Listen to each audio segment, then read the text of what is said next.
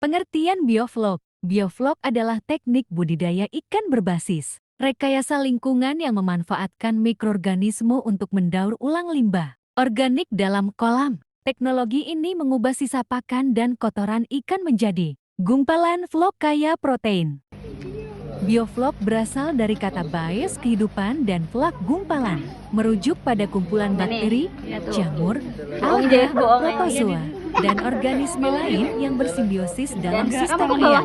Jenis interaksi dan peran mikroorganisme dalam sistem bioflok terjadi interaksi kompleks antara kelompok mikroorganisme. Pertama, bakteri heterotrof contoh Bacillus subtilis, Pseudomonas alcaligenes, mengurai bahan organik sisa pakan dan kotoran ikan dengan bantuan sumber karbon seperti molase, menyerap senyawa nitrogen beracun amonia dan fosfat, mengubahnya menjadi biomasa. Kedua, bakteri pembentuk flok contoh Zooglea migra, menghasilkan eksopolisakarida sebagai lem yang menggumpalkan partikel organik menjadi flok. Ketiga, protozoa dan rotifera, memakan bakteri dan partikel halus, membantu stabilisasi ukuran flok. Keempat, jamur dan ragi, berperan dalam dekomposisi selulosa dan penyediaan enzim pencernaan untuk ikan. Mekanisme terbentuknya bioflok. Bioflok melibatkan 4 tahap kunci. Pertama, penambahan bahan organik dan karbon. Sisa pakan dan kotoran ikan menyediakan nitrogen, sedangkan molase sumber karbon menyeimbangkan rasio C atau N. Idealnya, rasio C atau N adalah 10-15. 1. Untuk merangsang pertumbuhan bakteri. Kedua, inokulasi probiotik. Probiotik seperti MM4, perikanan atau aquaenzim ditambahkan untuk mempercepat kolonisasi bakteri pengurai. Dosis 10 gram atau air. Ketiga, aerasi intensif. Aerator dijalankan 24 jam untuk menyediakan oksigen, mengaduk air, dan menjaga flok tetap tersuspensi. Tanpa aerasi, flok mengendap dan mati. Keempat, kondisioning kimiawi. Garam krosok 1 kg per meter kubik, meningkatkan ion klorida untuk menetralkan nitrit. Kapur dolomit 200 gram atau M, menstabilkan pH air di kisaran 7-8,5. Dalam 5-7 hari, flok berwarna kecoklatan terbentuk, ditandai dengan air keruh dan gumpalan kecil melayang. Kegunaan bioflok pada budidaya ikan air tawar. Teknologi bioflok menawarkan keunggulan signifikan untuk budidaya ikan nila. Efisiensi pakan. Flok menyediakan 30% pakan alami, menekan FCR hingga 1,03. Artinya 1,03 kg pakan menghasilkan 1 kg ikan. Kualitas air terjaga. Bakteri menekan amonia dan nitrit, mengurangi kebutuhan pergantian air hingga 90%. Pertumbuhan optimal. Ikan nila dalam sistem bioflok tumbuh 20% lebih cepat dengan survival rate 90%.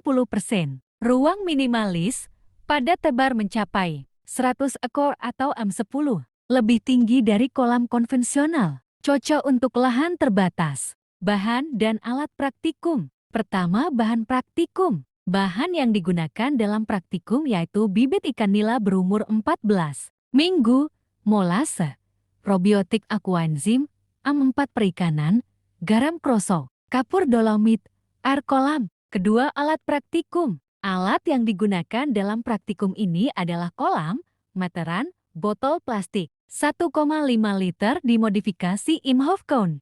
Cara kerja. Pertama, siapkan kolam yang akan digunakan dalam sistem bioflok. Kedua, hitunglah volume kolam menggunakan rumus volume kolam bundar M3. 2. Volume kolam kotak M3. Ketiga, berdasarkan hasil penghitungan volume kolam, hitunglah kebutuhan molase dan probiotik yang dibutuhkan dengan rumus. Kebutuhan probiotik gram 10, kebutuhan molase ml 100. Keempat, isi kolam dengan air hingga ketinggian yang telah ditentukan. Kelima, siapkan kapur dolomit dan garam krosok yang sudah ditimbang dan dilarutkan dengan air sebelum dimasukkan ke kolam. Keenam, siapkan probiotik dan molase yang sesuai dengan penghitungan. Campurkan keduanya dalam ember yang berisi air dan lakukan aerasi menggunakan aerator selama 3-4 jam sebelum dimasukkan kolam. Ketujuh, masukkan campuran probiotik dan molase yang sudah diaerasi ke kolam. Lakukan aerasi kolam secara terus-menerus selama 24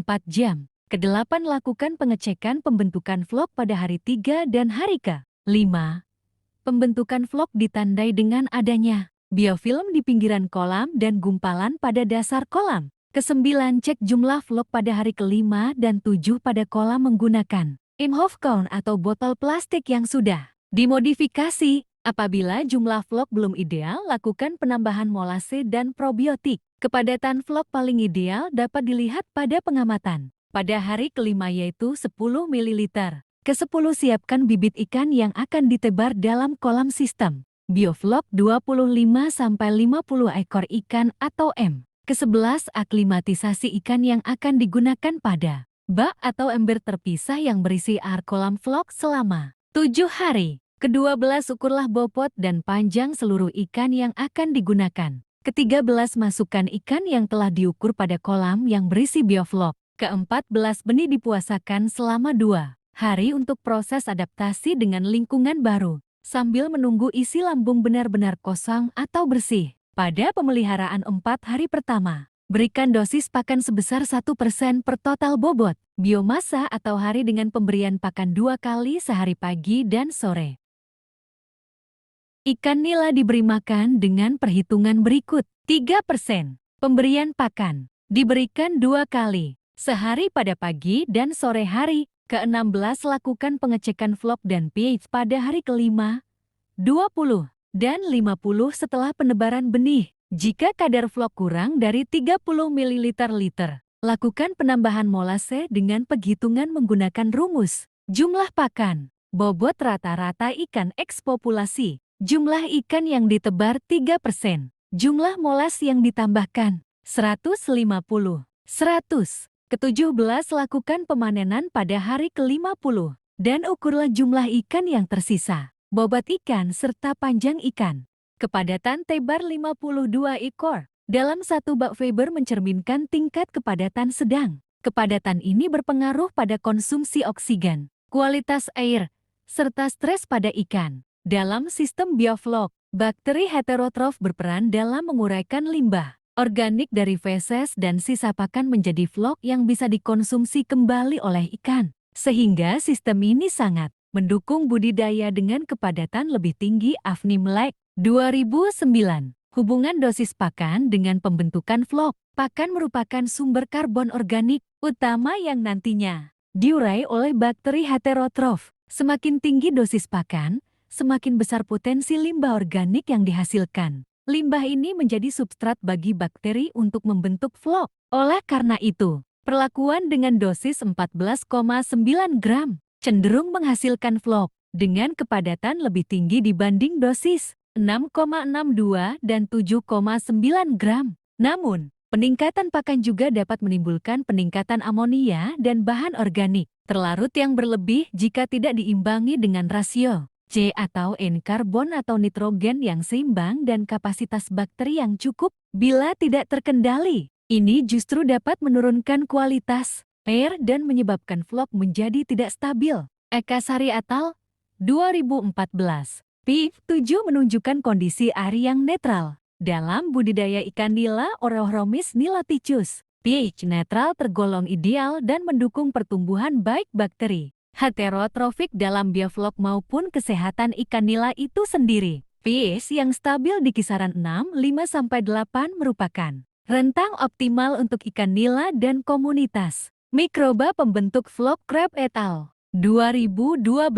Pada pH 7, aktivitas bakteri pengurai seperti Bacillus spp dan Nitrosomonas berjalan optimal. Bakteri tersebut membantu mengurangi kadar amonia dan nitrit, 2 senyawa toksik yang dapat terbentuk akibat sisa pakan dan ekskresi ikan. Dengan pH netral, keseimbangan komunitas mikroba lebih terjaga, sehingga kualitas air tetap stabil dan resiko stres atau kematian ikan lebih rendah. Dengan demikian, pH 7 memberikan kondisi lingkungan yang kondusif untuk pertumbuhan vlog mikroba sebagai sumber pakan alami, penguraian limbah organik yang efisien, kesehatan ikan nila yang lebih baik, dan efisiensi konversi pakan.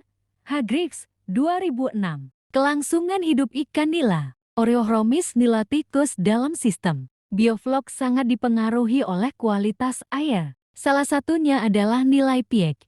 pH merupakan indikator keasaman atau kebasaan yang berpengaruh langsung terhadap fisiologi ikan dan aktivitas mikroorganisme dalam sistem bioflok. Nilai pH yang ideal untuk budidaya ikan nila umumnya berada pada kisaran 6,5 sampai 8,5 FND. 2003. Dalam konteks ini, pH 7 termasuk dalam kisaran netral dan sangat mendukung untuk pertumbuhan dan kelangsungan hidup ikan nila. Pada pH 7, kondisi air cenderung stabil sehingga proses metabolisme ikan tidak terganggu. Sistem imun ikan bekerja optimal, dan proses penyerapan oksigen dalam darah berjalan baik. Selain itu, aktivitas mikroorganisme heterotrofik dalam sistem bioflok yang berperan penting dalam menguraikan limbah organik dan membentuk flok sebagai pakan tambahan juga berlangsung maksimal pada pH netral Afni Melek 2009. Dengan kondisi pH 7, ikan nila cenderung lebih tahan terhadap stres dan serangan penyakit, sehingga kelangsungan hidupnya meningkat. Studi oleh Hermawan et al.